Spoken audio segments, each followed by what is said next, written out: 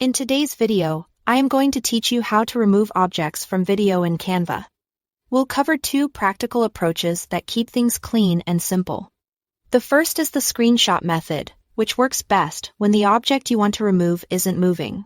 The second is a quick cropping technique that's ideal for something sitting on the edge of the frame, like a watermark or logo. Start by uploading your video to Canva and placing it on your project timeline so you can scrub through it.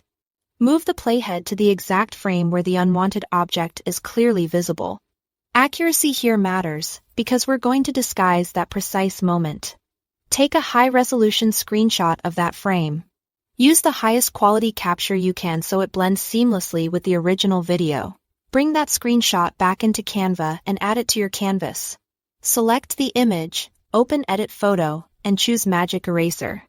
This is a pro feature, and it lets you brush over the object you want gone. Take your time and keep your brush just large enough to cover the object without touching surrounding details you want to keep.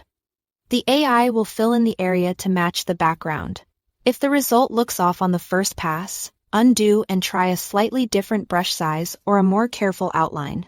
Now place this cleaned up image on top of your video at the exact moment you took the screenshot. Match the scale and position so it lines up perfectly. Zoom in if needed to get precise edges. And use Canva's snapping guides to help align everything. Adjust the duration of the overlay so it covers the portion of the timeline where the object appears. Scrub over it to make sure the transition feels natural and the image doesn't drift or reveal the original object underneath. If your unwanted element sits on the edge of the frame, a faster option is cropping.